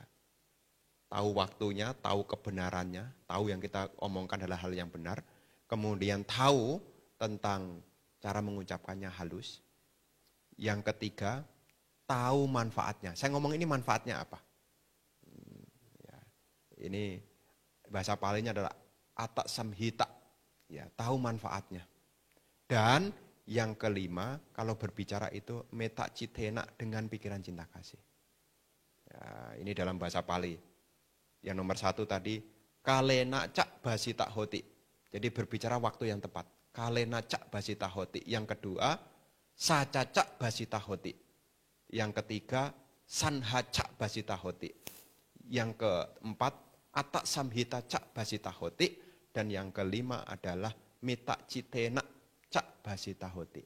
Jadi ketika kita berbicara, waktunya nih cocok enggak? Nah, memang kadang-kadang ya sebenarnya saya sih tidak berkenan, tapi karena waktu pertemuannya itu terbatas ya mau gimana lagi. Contoh apa? Waktu yang tidak cocok untuk berbicara. Waktu bantainya makan diajak ngomong. Nah, itu sebetulnya juga bukan waktunya yang tepat. Anda harus sadar. Ya. Habis Bante, saya jarang ketemu. Ya udahlah ngomong aja. Udah Bantenya udah makan nih. Udah makan. Dia dengerin ngobrol, makan. Tadi Bante itu mau makan durian itu. makan. Giliran mau makan durian jamnya udah jam 12. Udah jadi tuh. Udah jadi tuh. Ya. Saking serunya dengerin ngomongannya orang, sampai duriannya enggak kelihatan. Selesai makan baru ingat, aduh durian. Terus yang punya tanya, kok duriannya enggak dimakan Bante? Jawabannya apa? Saking serunya saya dengerin dia. Ya, jadi itu juga disebut di situ ya tidak waktunya yang tepat. Jadi kalau Bante makan sebetulnya bukan waktunya, tapi ya karena perjalanannya mepet ya mau ndak mau. Ya kadang-kadang kan Anda nemenin Bantenya makan, tapi Anda ngajak ngobrol. Ya, Bante dari mana? Bante dari mana? Jawab. Itu juga mau ngomong terus terang, ini bukan waktunya ya Pak, kalau ngomong yang tepat nanti akan jadi viral. Wih, Bantenya sombong. Makan aja diganggu enggak boleh. Wah, kayak sultan aja. Ya memang itu juga kita harus tahu ya, namanya ya bukan waktunya, itu bukan waktunya. Kalena cak basita hoti. Jadi itu kesadaran juga. Ya, kesadaran juga. Terus, ini sebenarnya topik tentang kesadaran itu banyak loh. Tentang cara ngucap, termasuk cara kita bertindak. Apa yang kita lakukan? Ya, perilaku kita. Nah, itu juga ada bagiannya. Nanti ada topik dhamma lagi, ini hubungan dengan kesadaran. Itu poin ada namanya nomor 1. Tak sebutkan dulu baru saya sebutkan, takutnya salah saya. 1. Dhammanyu. Ini juga menjadi orang yang punya pengetahuan sadar diri. Banyak pengetahuan, dhammanyu.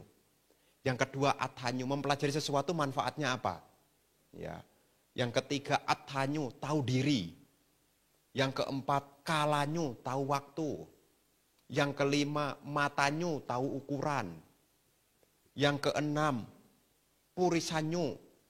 Tahu masyarakat yang dihadapi. Yang ketujuh, pugalanyu. Ya. Tahu tentang masyarakat. Ya. Jadi ada 7. Ya. Pugala artinya orang. Orang siapa yang bisa saya jadikan teman. Ya. Parisa, kelompok. Saya memposisikan diri bagaimana. Nah itu ada tuh. Tentang menjadi orang bijaksana berkesadaran. Ada 7 cara. Jadi topik tentang kesadaran ini banyak. Baik saat kita berucap, saat kita bertindak. Ini banyak sekali. Ini jadi topik kelas dhamma lagi. Ya, jadi untuk kata sederhana kesadaran ini caranya juga banyak. Ya. Jadi ini kembali. Tadi kan saya sudah sampaikan waktu khususnya berucap nih. Ini sadar. Ya, termasuk saya kalau ngomong dengan orang sebisa mungkin dengan 5 hal ini. Sebisa mungkin. Kalau ada yang absen, ya tolong dikasih tahu. Wih, Bante ngomongnya ngajarin halus, Bante kasar, diingatkan. Siapa tahu saya lagi capek. Nah, ya boleh lah, kita kan kalyana mita, bukan orang-orang jauh, wong deket begini kok. Ya kan? Ya kalau kita saling, ya namanya juga kalyana mita. Ya, Bante tidak punya cinta kasih nih, ya udah ingatkan aja, enggak apa-apa, kan kalyana mita saling mengingatkan. Ya kan enggak apa-apa. Saya sih enggak tersinggung ya, saya mah terima kasih loh. Ya, jadi kalau saya dikasih tahu itu terima kasih loh. Kenapa? Itu salah satu aspirasi saya. Semoga dimanapun saya berada, semoga saya bertemu dengan teman yang baik dan mengingatkan saya. Itu salah satu.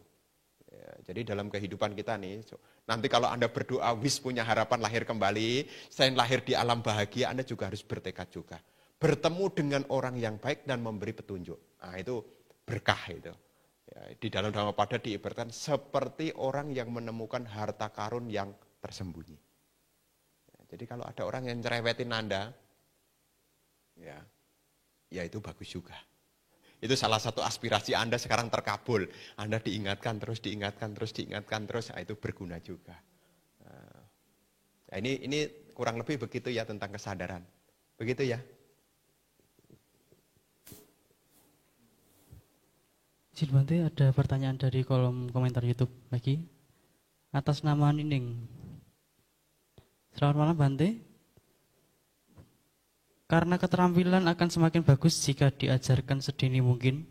Apakah kurikulum sekolah minggu STI kurang menekankan pentingnya cinta kasih atau bahaya kebencian? Melihat umat di wihara walau sudah berumur saling bertengkar dan menjadi penebar kebencian. Apa ini sudah mental fabrication dari past life-nya sehingga suka membenci walau rajin sekolah minggu? Demikian nanti.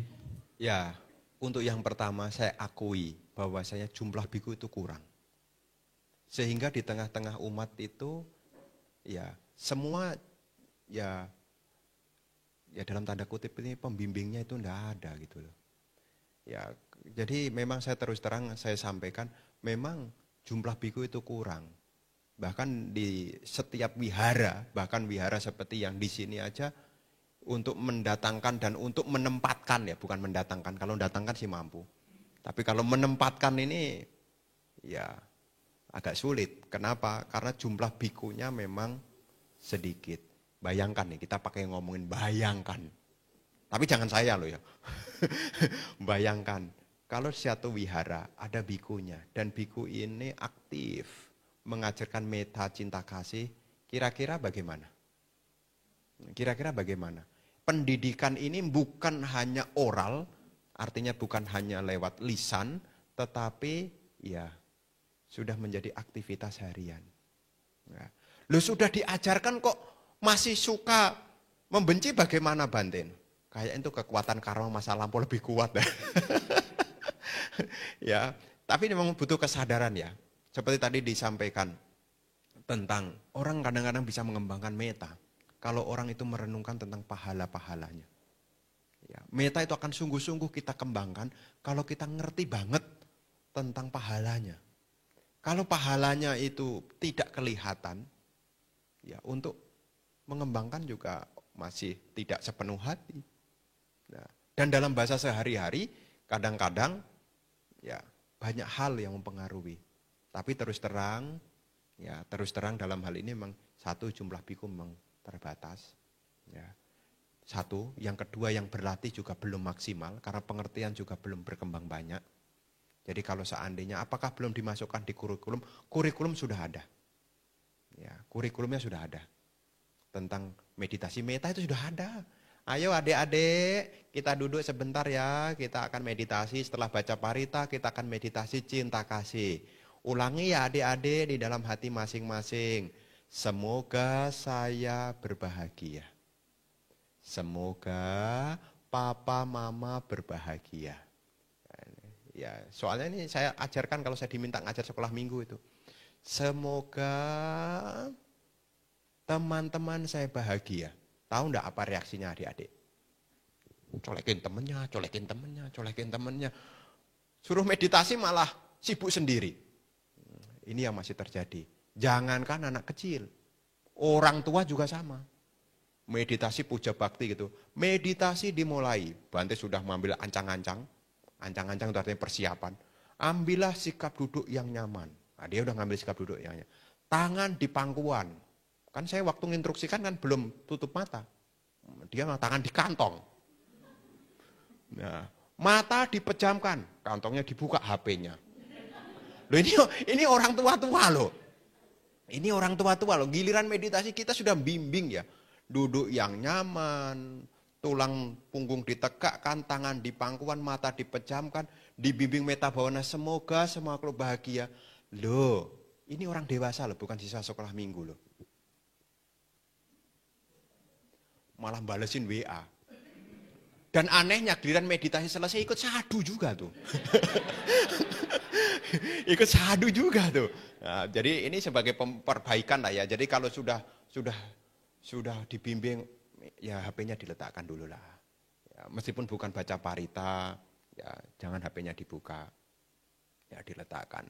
Ini bukan hanya siswa anak sekolah minggu yang jawil-jawilan. Kalau orang dewasa sih tidak jawil-jawilan, tapi dia HP-nya di kantong dibuka. Dan ada yang lebih parah lagi. Ya. Ini kalau wiharanya kecil sih semuanya hadir di dalam ya. Kalau wiharanya kecil gitu ya. Ya, semua hadir di dalam. Masalahnya itu kalau wiharanya besar, pengurusnya banyak. Pengurusnya itu malah tidak ikut. Malah sibuk sendiri muter. Jadi giliran meditasi meta bhavana training, dia tidak ikut latihan. Maka mohon maaf ya, kalau seandainya dia memberi pelayanan agak kurang-kurang. Ya, kenapa? Waktu latihan meditasi meta bhavana, dia sibuk menyiapkan konsumsi. Ya, jadi ya wajar aja kalau seandainya itu pengurusnya Bante itu tidak punya meta. Kayaknya dia terlalu sibuk ngurusin Nanda dah. Sampai-sampai dia tidak punya kesempatan untuk mengembangkan meta di dalam dirinya. Ya bukan pembenaran ya, karena saya juga amati juga loh. Biasanya dulu kalau masih jadi umat, dia ikut rajin mendengarkan. Kalau sudah jadi pengurus, ini bukan ngomongin orang, ini kenyataan. Biasanya sudah waktu untuk mendengarkan sudah terpotong. Ya ini salah satu kebajikan dari pengurus sebetulnya, yaitu dia mengorbankan untuk pelayanan. Tetapi ya cinta kasihnya tetap di bawah lah ya. Ya, cinta kasihnya tetap di bawah. Ya, jadi hal ini Ibu Bapak memang harus continue. Ya, continue. Memang harus ada yang mengarahkan.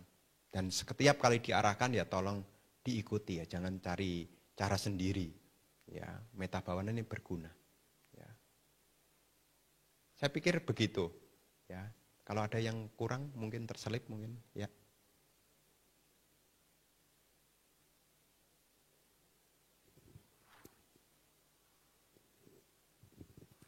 Bante, saya mau bertanya itu tadi tentang Yoniso Manasikara dengan Sati Sampajanya. Kan keduanya itu tentang pengembangan kesadaran. Yang ini saya tanyakan bedanya itu di mana Bante? Kedua itu antara Yoniso dan Sati Sampajanya. Terima kasih. Nah, Yoniso ini adalah dalam tanda kutip itu masih usaha. Yoniso Manasikara. Itu dari kata yoni, mana, dan kara. Ya, yoni itu artinya asal usul. Ya, asal usul, yoni. Seperti kama yoni. Lahir dari perbuatanku sendiri. Yoni. Yoni itu asal. Sedangkan mana itu adalah pikiran. Kara adalah tindakan. Tindakan pikiran untuk mengetahui asal usulnya. Jadi kalau kita merenungkan sesuatu sebetulnya menganalisis itu sebetulnya adalah selama kita menganalisis tentang kemunculannya, ya ini sebetulnya adalah Yoniso Manasikara. Ya, Yoniso Manasikara. Dari Yoniso Manasikara itu kalau dilatih akan muncul sati dan sampajana. Sati itu artinya ingat, sampajana itu tahu. Nah di dalam komentar dikatakan sampajana ada 4. 1. Sataka sampajana. Orang akan tahu tentang manfaatnya. Jadi kalau kita melakukan sesuatu tahu manfaatnya. Ya, pengetahuan ini adalah tahu tentang manfaat, namanya sataka sampajana. Yang kedua sapayika sampajana. Tahu tentang kecocokannya, kesesuaiannya. Ya. Yang ketiga adalah gocara sampajana. Jadi kalau yang dilakukan ketika tindak tanduk itu dilakukan, ya apakah sesuai tindak tanduknya? Ya, gocara sampajana, cara itu berjalan. Bagaimana jalannya ini?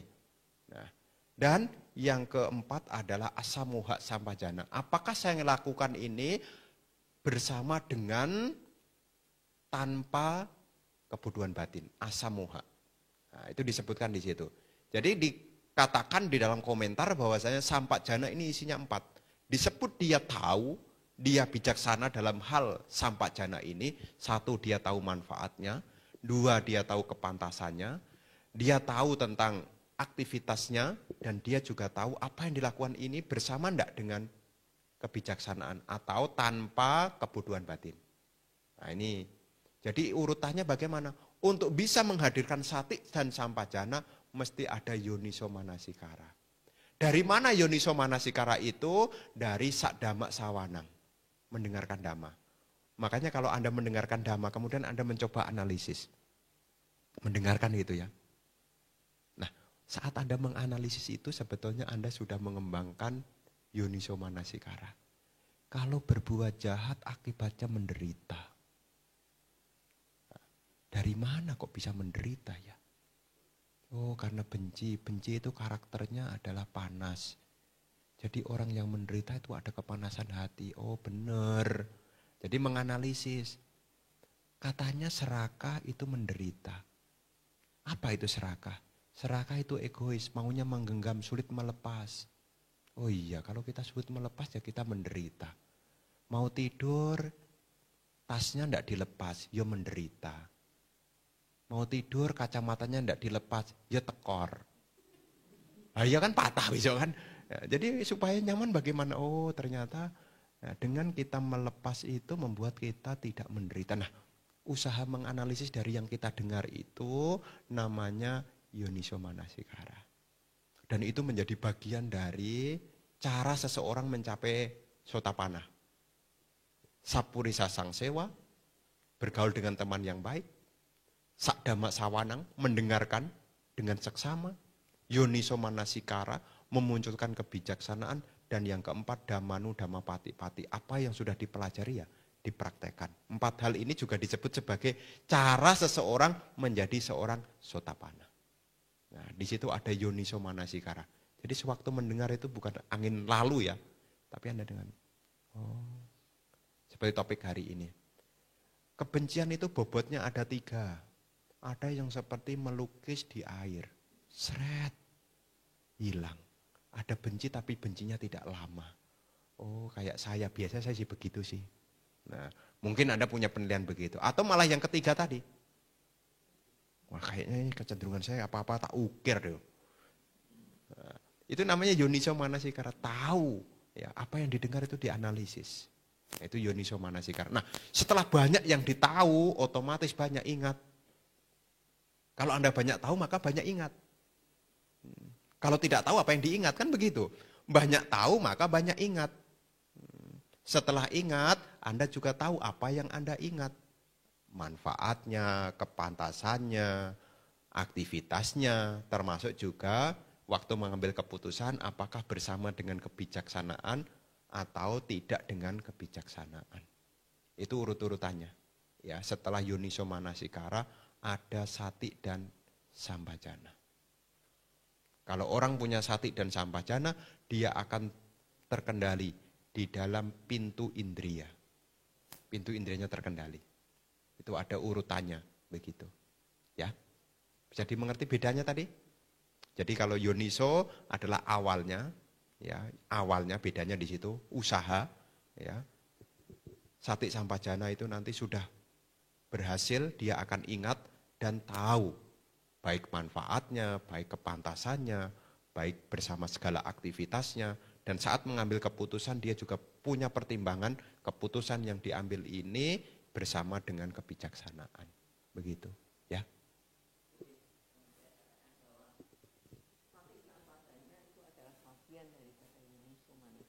Iya, lanjutannya. Lanjutannya, begitu.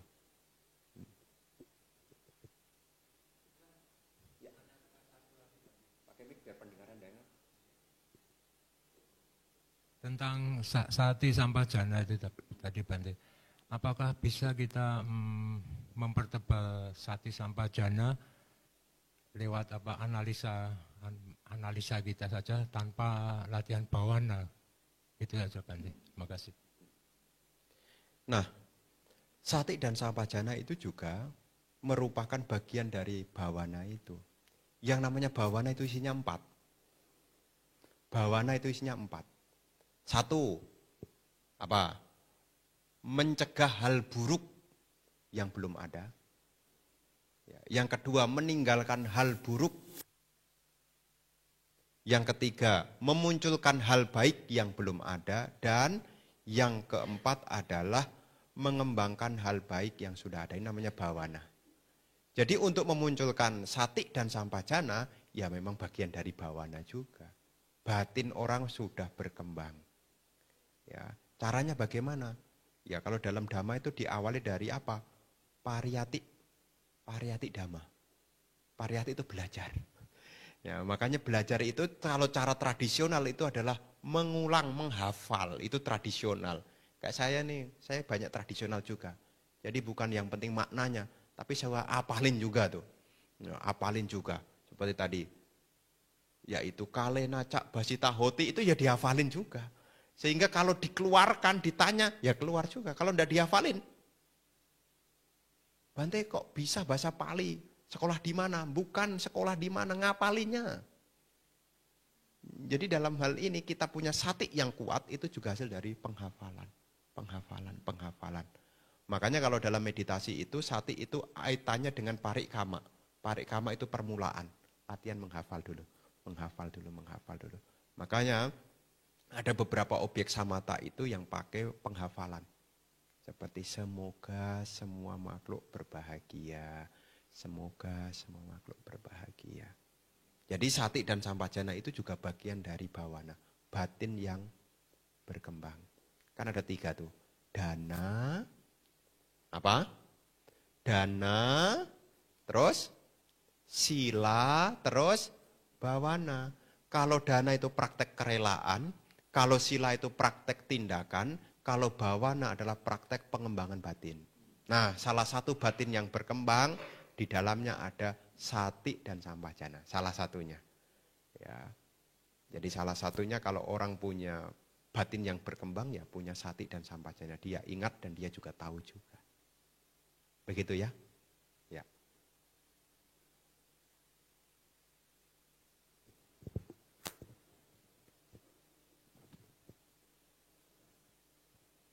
Pertanyaan dari kolom komentar YouTube lagi Bante. Selamat malam Bante, saya Ita. Mau bertanya, apa kalau kita meditasi, kita jadi mudah melihat kotoran batin tidak hanya diri sendiri, tetapi juga kotoran batin orang lain. Walau begitu, tetap masih ada ketidaksukaan. Apakah ada yang salah dari meditasi yang saya jalani? Terima kasih Bante. Nah, memang di dalam kita latihan meditasi itu, sebelum kita meninggalkan pengotor batin atau kilesa, kita sebetulnya harus tahu loh, jenisnya kilesa itu ada apa saja sih. Kalau kita mau membersihkan sesuatu, kalau tidak tahu yang dibersihkan, kira-kira mau membersihkan apa? Saya akan membersihkan sampah, tapi dia tidak tahu sampah itu apa. Kira-kira yang dibersihkan apa?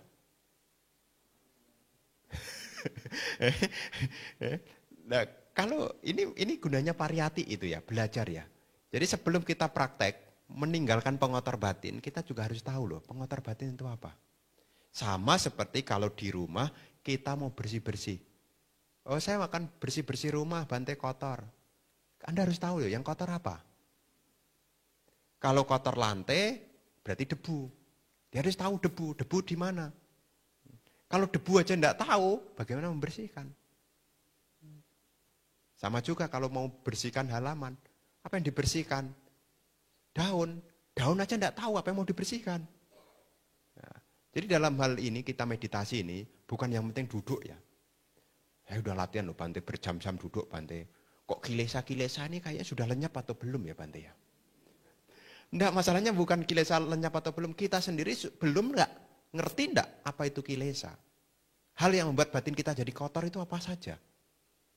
Nah, apa saja? Nah, itu ada 16 tuh, dihafalin tuh.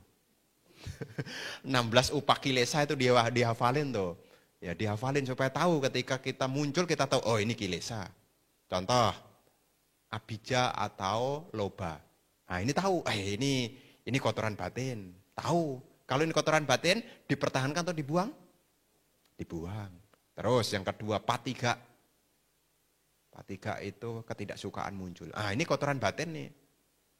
Yang ketiga, koda, marah. Ini juga kotoran batin tuh, koda, marah. Ini mesti ditinggalkan. Terus irsia, iri hati. Harus tahu, iri hati muncul, nah ditinggal. Ya. Kemudian macaria, kikir. Kikir ini kotoran batin, ditinggal. Ada maka, kekeras kepalaan. Ya kekeras kepalaan, ini juga kotoran batin, ditinggal. Ada mada, kelengahan, ini juga ditinggal. Terus ada mana, kesombongan. Ada atik mana, kesombongan lebih tinggi. Nah, semua kalau ditotal itu ada 16 dihafalin. Nah kalau kebanyakan 16 tidak hafal bagaimana Bante? Ada 5 hal. Niwarana dihafalin. Oh ini kama canda, nafsu keinginan. Bisa kenalin tuh. Oh ini biapada, kotoran batin biapada, ditinggalin. Yang ketiga, ini biasanya kalau udah ketiga ini biasanya tidak ditinggalin, diikutin biasanya. Apa itu?